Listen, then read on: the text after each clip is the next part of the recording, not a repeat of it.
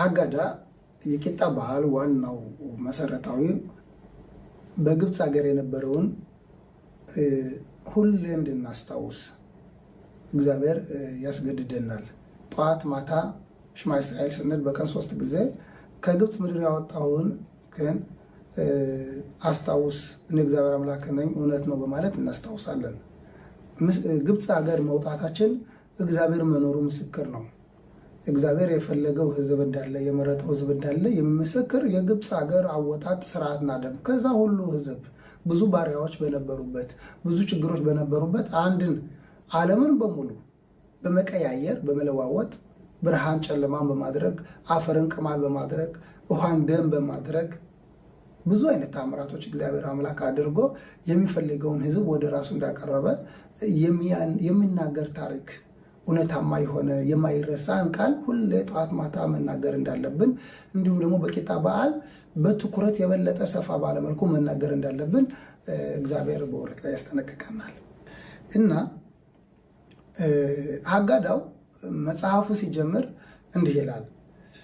ሲጀመር በችግሩ ወይ በመከራው በድክመቱ ነገር ጀምረን ወደ ጥሩ ወደ ትድገቱ መሄድ እንዳለብን ይናገራሉ። የቃሉ ኦሪት ላይ ሲከራከሩ ራብ የሚባለው ሊቅ እንዲህ ይላሉ።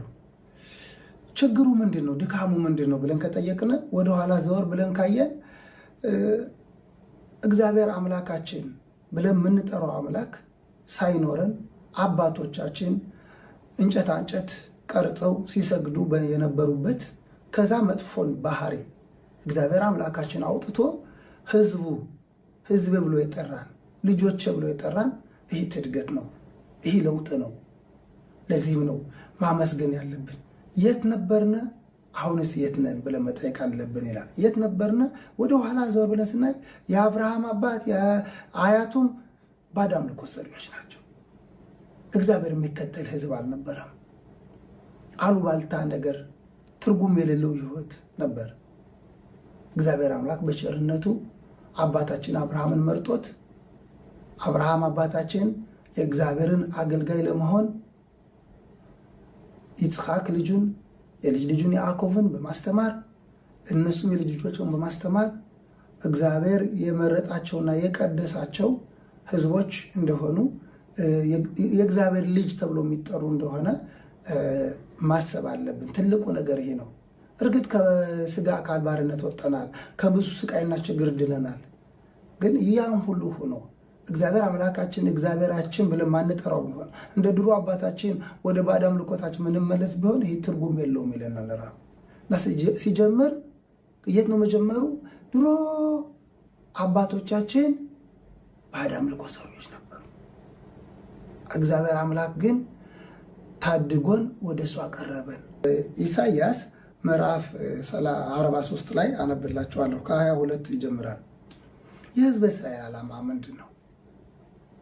አምላክ ከኛ የሚፈልገው ምንድን ነው ብለን ስንጠይቅ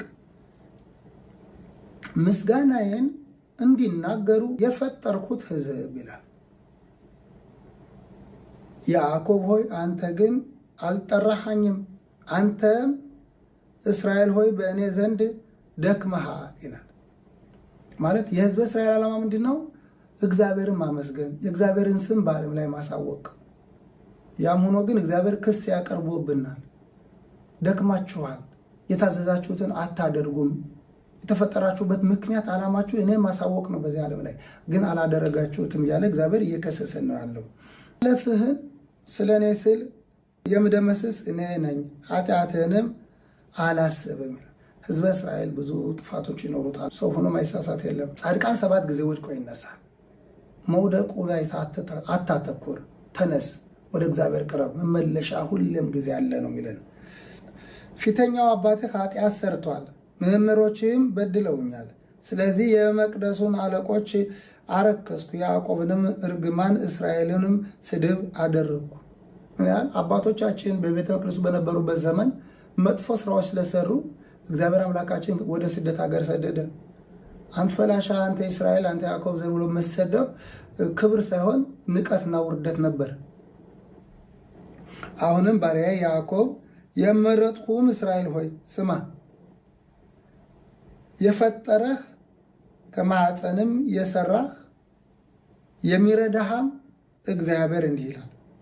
ሕዝበ እስራኤል እግዚአብሔር ገና ከማኅፀን የመረጠው የሰራው የፈጠረው እንደሆነ እግዚአብሔር ራሱ ይናገራል። ባሪያዬ ያዕቆብ የመረጥሁህም የሽሩን ሆይ አትፍራ። በተጠማ ላይ ውሃን በደረቅም መሬት ላይ ፈሳሾችን አላፈሰስሁልህምን? መንፈሴም በዘርህ ላይ በረከቴንም በልጆችህ ላይ አፈስሳለሁ።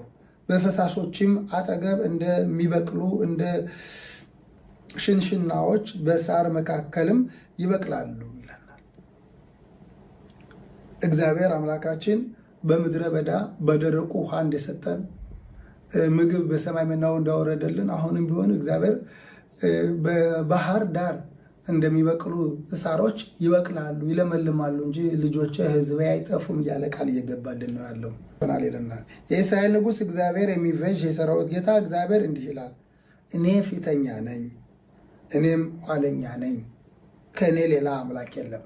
መጀመሪያም የነበርኩ እኔ ነኝ፣ ሁሉን የፈጠርኩ፣ አሁንም መጨረሻም ሰው ቢጠፋ ሰው ቢያልቅም እኔ ለዘላለም ኗሪ ነኝ።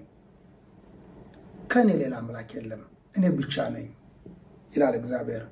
እኔን የሚመስል አምላክ አለ ካላችሁ ተነስቶ ይከራከር፣ ከኔ ጋር መጥቶ ይግጠም። ውሸት ነው፣ የለም። አትፍሩ፣ አትደንግጡም። ከጥንት ጀምሮ አልነገርኳችሁምን?